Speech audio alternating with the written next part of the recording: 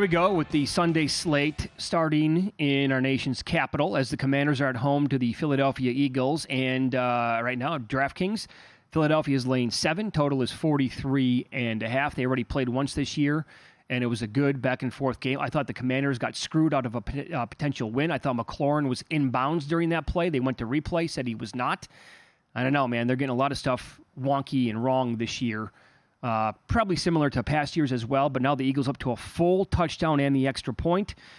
The Eagles are 15-24 ATS. That's 38.5% in road neutral games since 2019. And a lot of the numbers we're going to throw out today talking about the NFL, you can find them at VSiN.com. Well, just like Denver and Kansas City, I mean, Washington and Philly, I mean, Washington plays them tough. And you're right, they should have won the first meeting. And then they got them last year. So Hurts is a winner and always finds a way to get it done. I know for a long time with Snyder, there wasn't a home field advantage, and it's usually an Eagle home game. That is flipped now with the ownership change. But it's schizophrenic. Why? What team am I going to get? I'm going to get the team that looked good on offense and should have won the game in Philly, or the team that looked horrendous against Chicago, or that went to Atlanta and won, or the horror show last week that should have been shut out against the Giants, who can't stop a nosebleed. So, Hurts is not listed on the injury report, and we asked Sal about it, and Sal asked Hurts too. I mean, they say he's fine. They say he's good to go. It appears he's not healthy. He continues to turn the ball over, which is a surprise, but that has to start right there. He's got to fix that with the issues with the turnover. He throws the pick 6 last week, and he's a big reason why they lost to the Jets. The silly interception with the horrendous play called by Sirianni and not running the ball. And they had 4 turnovers in that game. So let's just start there where, yes, I love him. He's a winner. But Hurts has got to stop turning the ball over. And the Eagles have to stop turning it over. Do you know what Hurts and A.J. Brown should do to this defense in this game? Well, that is true. The Commanders' defense overall, their secondary, they have been eviscerated now pretty much the entire year by stud wide receivers. And basically, A.J. Brown is playing at a level right now that only Tyreek Hill is in the entire league. He's almost tracked him down in yards receiving this year. He's in his neighborhood now, which it looked like Hill was going to run away with that stat category. But ever since Brown got a little animated on the sidelines there many weeks ago now, it's been 125 yards plus at a record rate here. His number today at DraftKings is now 88.5 in this game, which you got to make it extremely high. And I would say, like Diggs last night, 88.5 now is, he could easily get there. It's too high for me to play. Like Diggs, right? I mean, he had the targets, easily could have gone over, but once it touches 90 or 90.5 for a prop, it's like, touch out of my range now. That's a lot of points on the road, though, in a division game with a team that's giving them problems. That's a lot of points. Yep. The Patriots are up to, 9.5-point dogs now on the road. Another spot here where these teams played already this season. The total here is 47. Remember, the Patriots did not cover the first time that they played, and they were in that game, and that was when the Patriots were not in exactly great shape, and they haven't been. I mean, are they now? No, but they looked good last week against the Bills in that win. Miami is 8-2-1 ATS, hosting New England their last 11 games, and don't forget about Tua playing at home. 16-4 straight up, 15-5 ATS in home games overall. The average line in those games, however, 2.5 points. This game now 9.5. Well, it was last week a fluke? Maybe. And Buffalo has so many injuries. But finally, New England looked okay on offense. And it was the first time when an opponent scored 24 or more, Mac won a game. 1-14 now straight up. He's 0-5 ATS against the Dolphins. You mentioned the earlier meeting, 24-17. Now, Hill says he's playing. And then Adam Schefter tweets Ramsey's going to play. And then Ramsey tweets, where's this coming from? I don't know about that. So you have that angle too, which is a mess. I don't know what's going to happen with Ramsey. So 34 points per game. It's always been a house of horrors for New England, even when Brady was there. So I think Miami gets it done and has no problem. And I think it was a bit of a fluke what New England did last week, especially offensively, getting the win and upsetting Buffalo. But, I mean, you saw the success Buffalo had in the second half, and there's a lot of injuries that New England has to deal with now. And I think Tua and everyone, though Mostert killed them in that first game. And we'll see what happens there with what they're going to do at running back. But Mostert had $120 in the win week 2. I think the number makes sense where it's at, 9.5 in that range, to kind of avoid 6-point teasers and moving the number below, right? I mean, I don't think books, and it was there for a minute, right, where it was 8.5. But I think if you were on that earlier this week, Dolphins down below the 7, below the 3 on teasers, that was a pretty good play on your part. The Jets are playing the Giants. Technically, it's considered a Giants home game. This is also from Steve Makinen at VSiN.com. He has great stuff on pre- and post-bye week teams and numbers overall. And as he pointed out here, road favorites coming out of their bye, like the Jets are. Again, is it really a road game? No, but just technically, I guess it's going to be considered one. 103-42 straight up, 88-55-2 ATS since 1999. That's 61.5% here. And now the number is down at 2.5. Yep, I don't want the over, I'll tell you that. And Jets, 30th in offense, last in passing attack. Horrible. Like all-time bad in the red zone. 5 of 17 on touchdowns in the red zone. They're like 29% how bad they've been. And the other thing, they've been awesome in the second half defensively. Going back, only allowing 1 touchdown. And we talked about it earlier in the week, the Joe Osborne tweet, but the Jets have trailed at halftime of every game. They're 0-6 first quarter and first half this year. So can they get up to a hot start? And you're getting guys back defensively. But this is one you have to have. And you are pleasantly surprised that they're 3-3 when you lose Rodgers and that tough stretch that they had to go through with the schedule. But you have 13 takeaways, third most. You've been a disappointment defensively as far as I'm concerned. But if you can get any kind of production out of Wilson and you continue to run the ball and pound it with Hall and you don't turn it over, you have a lot of winnable games coming up here. And the playoffs certainly doable. Yeah, I'll have more on this coming up in about 10 minutes, but Breece Hall should be in store for a really good game. And on top of that now, according to a report that I saw earlier this morning, Delvin Cook, backup running back for the Jets, is asking for a trade. Yep, not happy with his role. You don't see what happens with Thomas and Neal, but it's been a big story how bad the offensive line has been for the Giants. We'll see if it's going to be Taylor again. I think it will be. So do I. But again, they didn't do anything last week. I mean, they won the game 14-7. I mean, they didn't do anything. Yeah. So if those the Jets should win this game. And, yeah. and if they don't, forget. I can write them off if they can't win this game. Well, don't you think the Jets defense here in this game, off the bye week, against this decimated offensive line, should really cause havoc the entire time? That's my feeling on the game. I'm surprised the number came off the 3, to be honest. And then one more game here. The Rams are playing at the Cowboys, and Dallas, they're laying 6 today in this game. The total is 45.5. These Rams games keep taking money to the over. That's been a trend now for almost a month, but they're not cashing. They're going under in most of their games, and the Rams are 38-24 under in general, 61.3% when you go back to 2020, the pandemic year. Cowboys off of a bye. They're 12-6 straight up, 13-5 ATS. The last 18 games also, since 2005, they're 15-3 to the over off the bye week. Is there something here with McVay having the kid now? I mean, what his week was like, and now he's a father, and what that roller coaster has been like. No sleep as far as the game plan. Is there something there? Dallas has won 10 in a row at home, and the Rams have been a mess on the road, going back losers of 7 in a row. And a great job by the Steelers last week to bottle up Kupp. So we'll see if he gets back on track with Puka. Well, is it going to be a Kupp or is it going to be a Puka game? Well, the Steelers shut down Kupp. Yeah. And there was no way the Rams should have lost that game last week, but they did. So I'm going to trust Dallas at home here and off the bye. But I'm not. Again, they've been before this long winning streak, though. You haven't seen that home field advantage, and under Garrett, they were horrible ATS. Yep. So tough game. I could see a shootout, though. I could see it going over the total. But who knows with the McVay stuff? But he had quite the week. Yeah. I will bring this up early next week. The trade deadline, of course, is going to be on Tuesday, but after the Monday night game, or it will be before then anyway.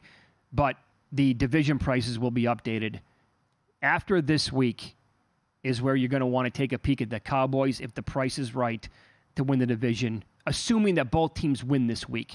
Because if the Eagles lose, the number is going to change, I think, maybe drastically. But after this week, this is where the Eagles' schedule really turns into a monster. And so they have like 5 or 6 games in a row that are all losable. I'm not saying they're going to lose all of them, but you know what I'm saying. This could be a game where they just harass Stafford and they get some turnovers, too. I mean, Dallas has been unbelievable under Dan Quinn, taking the ball away. So, and again, he still saw the high school interception what Stafford did against the Steelers. So, I think they rough him up and turn him over a couple times. I think he's going to get he is going to feel that, put it this way, the next day when Stafford wakes up, he's going to be like, oh my God, I can't get out of bed. I think he's going to get hit plenty here. And back to the slate on Sunday here. Jacksonville is playing at Pittsburgh, and I'm hoping this game goes to 3. I want to take Pittsburgh. I'm sure I'll be on them in contests this week. I like this Jacksonville team. I don't love them.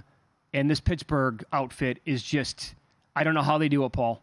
It's infuriating. I have no idea. It is. Well, if this bothers you, and it bothers me, because I don't think they're good as they find ways to win.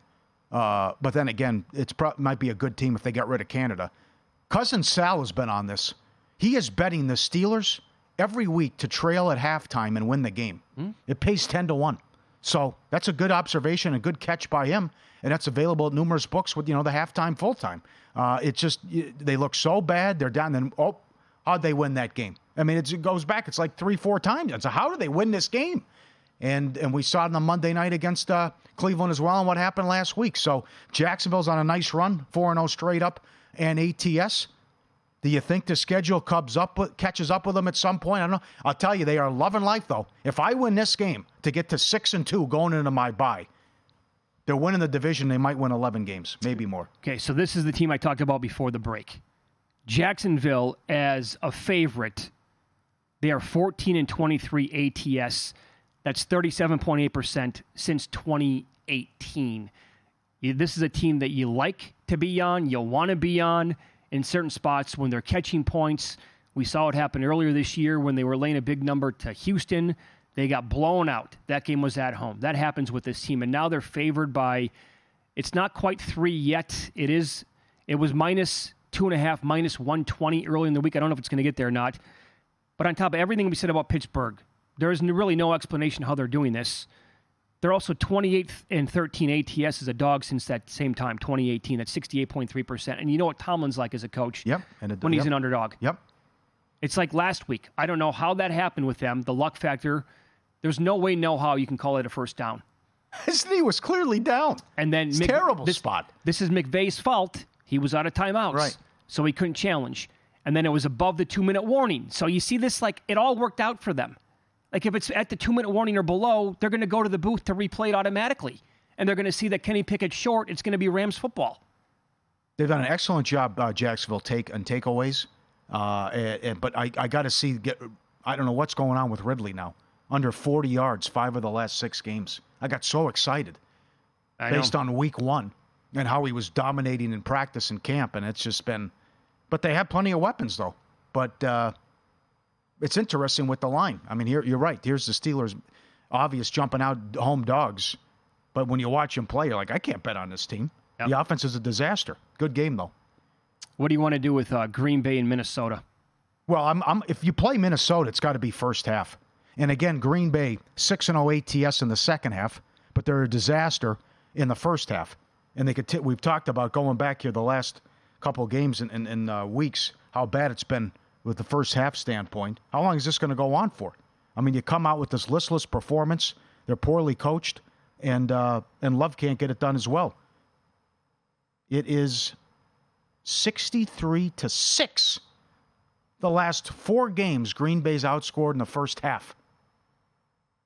That's unacceptable, Paul. Yeah. That's embarrassing. Yep. That's pathetic. Bad coaching. It's on the coaching staff. It is, yep. Now, see, I'll run down some numbers here. And, these trends, they're not going to pay the rent. Some of them, there might be something to it. Others, there's nothing to it, like this. Green Bay is 24-14 ATS at home since 2019. That's 63.2%. They're also 17-9 ATS against the division since 2019. And they're 12-5 ATS last 17 hosting Minnesota. That's all Aaron Rodgers. No, you throw all that out. It doesn't mean anything. It's like the Belichick stuff now. Can't use anything Belichick related because you're exactly right. No Brady. You're right. So they haven't been at home since September 28th. This funky schedule with Green Bay, all this time off, and it's Detroit's year. At least I hope it is. These teams are responsible for 11 of the last 12 division titles here in this division. So believe it or not, Minnesota's in the playoffs right now. Yes, they are. With the Tampa loss. So what does it continue to look like offensively with Jefferson out? And the defense has been great with Flores. But he's blitzing off the bus. He's sending everybody, which could spell problems for Love. And what's Minnesota's record if they would stop turning the ball over? 14 turnovers, tied for second most in the league. All right, Texans are playing at the Panthers now. This number is up to Houston -3.5. Total is 43.5. I will give you some numbers here that actually might mean something. And again, they're at VSiN.com. Steve Mackinnon, by the way, with the pre- and post-bye week stuff. Awesome. And again, this is a new coach, both sides, rookie quarterbacks, both sides. But road favorites out of the bye are 88, 55, and 2 ATS since 1999. That's 61.5%. There is a subsystem to that as well. Against non-conference opponents, road teams off the bye are 31, 13, and 1 ATS since 2000. Carolina at home overall, they've had no home field advantage whatsoever. They're 11 and 22 ATS at home since 2019. So money now trickling in here on Houston. I have one survivor ticket left. Don't do it. No, I'm going to tell you what happened yesterday. Oh. I told the group, I started the conversation this week. I said, I'm not going to be able to fall asleep on Sunday night if we take Brandon Staley and the Chargers. Okay. They all immediately agreed. Wow. All right. Good news. news. Then we went to other games. This game was brought up, not by me, by somebody immediately. And I was like, I haven't even responded yet. Here we go. But I'm like, Mike Palm had the numbers. I can't get that nuts. Mike Palm had the numbers with all the eliminations with the road teams, right? My pick's in. It's the Chargers. I put it in. So many injuries defensively. And I even with the change with the play calling, Chernoff's excited. I have to see. They can't stop anything, how bad Carolina's been. So with Houston also coming off the bye, and Ryans has done such a great job with that defense, to me, the only thing you look at is Adam Thielen over. Last 5 games, 500 yards, 4 touchdowns, 47 catches. He's 66.5 at DraftKings. I mean, how does he not go? The last game, he went over in the second quarter. He's in the 50 to 60 range, and the guy's going nuts every week. So the number keeps climbing, as when a guy's going to pop like that, it's going to. At what point is it going to be unplayable? Not now. When he hits 75, 80? If he continues to be the go-to guy for Young, and how he's just 7-11, how they're using him. I mean, look at these catches and yards every single week. So, good game. I hope Houston could still get there. I got that future ticket for $375,000. Don't bring. You're not allowed to bring that up anymore. It's stupid. Don't bring it up. You're not allowed. We're gonna ban that comment from the show. I get in the playoffs. You never know. God, the kid can dream. Come on. This total is 43.5. We're not making the case for many overs at all in the NFL. Yes, right. I like this one. But 43.5, I think, is a little bit short here. Yeah. In this game, everything considered here, right? Yeah. And I agree with the move as well, because not only is Carolina 0-6, it's also 0-6 ATS. I mean, you want to call it a push in that Monday night game, but certainly New Orleans let them score for whatever reason with a minute left. Yeah. Now that Saints game against the Colts, Saints are favored by 1. Total is 44 there. Well, here's another over though. Even though it's the Saints, it's going up. Yeah, I was going to ask you. Yeah. I can't play the under here. I can't, because this is how Indy has been so bad defensively, but they score. I got to give Minshew credit for what he did against Cleveland. That's impressive. Now, when the opposition scores at least 20 points, he's 1-15 straight up. He did get the win when they went to Baltimore in the elements. But New Orleans, 31-14 straight up on the road since 2018. They find a way to get it done. And I think this come to Jesus meeting and this screaming at each other and car out of line and I think this is going to work out to their benefit. Maybe, I hope they found something going with tempo and hurry up like they did in the Jacksonville game. They should be able to score. They should be able to move the ball. They have too many good players. And then when I get in the red zone, I can tell Carr to park it, and I can bring Hill in. They should win this game, and there should be points scored. And I think Minshew's good for both ways with the total. He'll turn it over, too. So what if Derek Carr in this offense don't do their part against this defense in a team that's playing in high-scoring games? I have to look at a quarterback change. I have to. I can't believe they haven't already. You have to. If he can't do it this week, because this is the season. You lose this, you're 3-5. I mean, if you can't win games like this, and based on winnable games that they've already dropped on the schedule, then it's I'm in trouble now. If I lose this and fall to 3-5, also with what's coming up. I understand the money coming in on the over here. I can't do it. I cannot do it with that guy at quarterback. I think he's one of I the don't blame worst you. in the entire league. All right, I don't blame you. The dinking and dunking is just, in 2023, he cannot wait to throw it 2 yards down the field to Alvin Kamara. It's infuriating. All right, now here we go with the late window. The games on Sunday in the NFL. The Browns are at the Seahawks. This number did touch 4.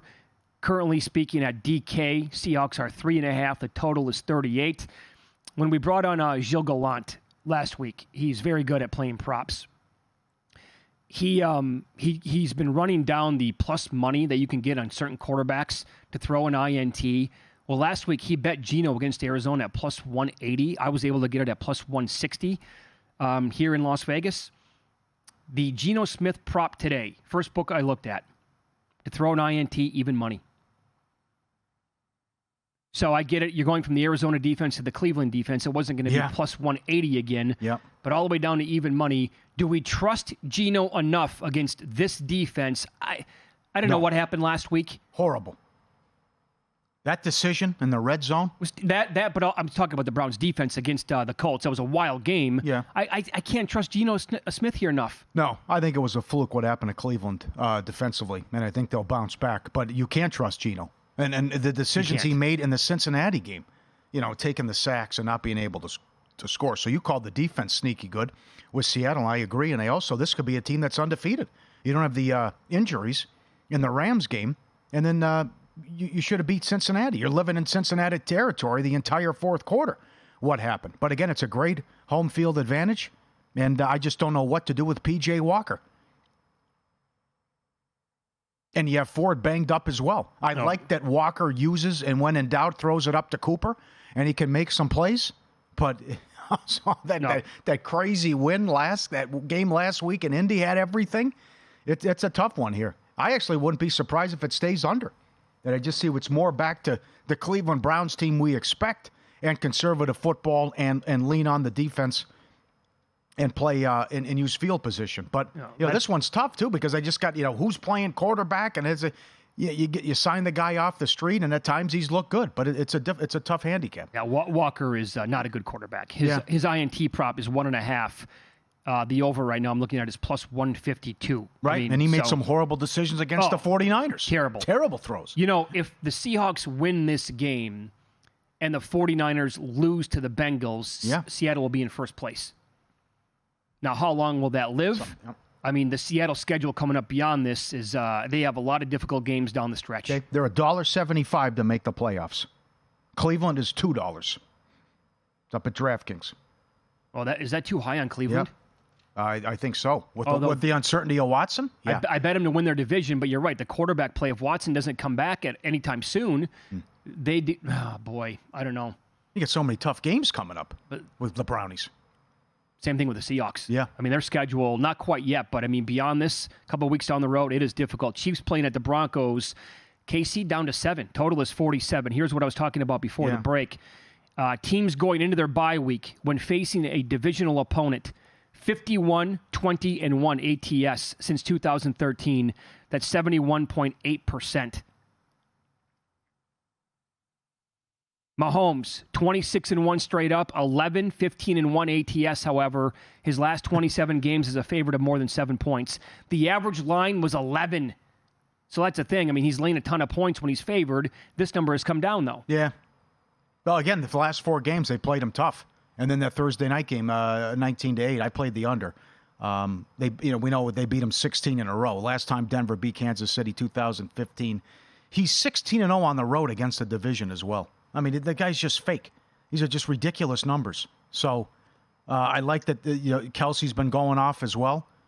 So I am surprised with the money coming in on Denver. But then again, when you look at the history and how these games have played out, for whatever reason. This is always a team that's in the AFC title game at least, and the Broncos have had their issues for so many years. You look up and damn, it's a game in the fourth quarter. But you figure they should be able to do what they want offensively, and then we'll see it comes down to Russell Wilson, which I don't know. He's a hound's breakfast. Oh, the KC, that's going to be there. And the KC defense is nasty. It's been one of the best in the entire league to this point. But again, the Thursday night game was so weird. Much like Buffalo. They couldn't put them away, and Denver hangs around, and then you go, touchdown, go for 2, and then whoops, we got a game here. So Can you make it? Yeah. Will Wilson turn it over? It probably happens. And then I'm also concerned, like a couple teams now, the U-Haul's backed up. I mean, everyone's available, and Denver's talking to all these teams about who do you want? You want Sutton? You want Judy? You want, everyone's available. Make an offer. And maybe that carries over, and these guys know I won't be here, and I could be my final game with the Broncos. I wonder, let's say the Broncos win this game for a second here. They beat the Chiefs outright. Do they change their tune? Again, that report came out that you're exactly right. It was everybody can be had. Pick up the phone, call Denver, see what it's going to take, right? If they beat KC, would they... I don't go for it, but all of a sudden just beat... No, yeah, but did they just say, well, we changed our mind. I don't know. Don't call us anymore. That's a Peyton question, what he thinks of the team. And there's also reports maybe that some of the guys don't like him. I don't know. Jackson said that's not true. He's suspended, though. But there's some internet conjecture about how it plays in the locker room. I know this. The Vikings have to change their mind. We're beating the 49ers Monday, and now you can... Well, they're a playoff team today. Sure. The Vikings have to go, at least not go crazy, but you can't be sellers anymore. Mm-hmm. So that's an easy decision for the Vikings now. Baltimore on the road against Arizona. Baltimore is now out of 6-point teaser range. They're 9.5-point favorites. Total is 44.5 here. Well, again, it's risky. Now, I did see a 3. Now we're getting carried away with the first quarter, it's been the story. 7-0 ATS in the first quarter. They've outscored their opponents 55-6. The exact opposite of Green Bay. Well coached, they come out ready to go, and Monken does a great job, and they deliver in the first quarter and on their first possession. So that is staggering, what they've done to their opponents in the first quarter. Arizona is 7-0 ATS in the second quarter. The thing with Arizona is they hang around and look good in the first half, and then they run out of gas and usually get destroyed in the second half. But not much of a fan base in Arizona. I don't think there's a home field advantage. No, there isn't. I'm concerned, though, of Baltimore coming off an A-plus game. Now you got to do it again. Yep. That would concern me here. To your point, home field here for Arizona. Going back to 2018, they are 41.9% ATS. It's 18-25. And think about this for a second. How good, you're exactly right. They are very well coached. It's a really strong organization. On the road or neutral setting games since 2017, Baltimore is 35-18 ATS. That's 66%. That is outstanding. So when it comes to this business, right, and covering numbers, to be put in that spot, very good job out of this team. Yep. And they're one of the best the second best team in the AFC right now. There's the Joe Osborne numbers, what he tweeted out with the first halves and all the quarters and stuff. But the defense as well. Number 1 scoring defense. Number 2 in the mainstream stats. Maybe you make the case for the under. Baltimore kicks a lot of field goals. This Baltimore defense is solid. I did not see that coming. And Goff didn't see it as well with what they did to shut down the Lions. Lamar's 16-1 against the NFC, too. Do with that what you want. All right. The final game in this segment here, the 49ers are playing at home to the Bengals. Again, Brock Purdy was allowed back at practice yesterday, but again, he's still in the concussion protocol. And not a single player has played on a Sunday the week during that person being in concussion protocol. They're at 4 now. It dropped down to 3.5. The total here is 43.5. Joe Burrow is 13-3 ATS as a dog when the number is on average about 4.3. Not quite there yet, not quite at that number, but the Bengals are also, since the pandemic year, 20-10 ATS as an underdog. Yep. They're off the bye. I don't know what to do with Darnold. I just, all this, the nonsense you had to hear about how he looks so good and watch out. I'll be okay. I don't know what to expect out of Darnold. But the Niners have won and covered 10 in a row at home. It's the longest streak in 20 years, what they've done. And then McCaffrey can tie the record with a touchdown as well. Can he get to 16 in a row? I don't care. I know it's still Joe Burrow. They haven't showed me anything. They had no business beating Seattle in that game. And Burrow still doesn't look right. So even if it's Darnold, I'm going to take the 49ers. And they're so good at home. And I think they bounce back after that ridiculous loss to the Vikings. Yeah, I just, the Darnold stuff, and in the preseason, people were making the case, hey, guy looks great. We're also 2 months into the season. He hasn't played in the game. Yeah. Are we expecting him to really come in? I don't care about first-string reps during a practice week. I mean, what's it going to look like when he actually has to take the field? Right. The guy's been a total bust in the NFL so Plus, far. the comments mic'd up. You can't get away from those comments. I'm seeing ghosts. I mean, that'll never. No, it's going to follow him around. No doubt. And Cincinnati's going to put pressure on him, rest assured. They'll send the house. Yeah. Boy, if they figured something out, though, during the bye week, that would be something, though. If they lose this game, Seattle wins. San Francisco's in second place. Yep. Go to VSiN.com/subscribe to become a VSiN Pro subscriber today.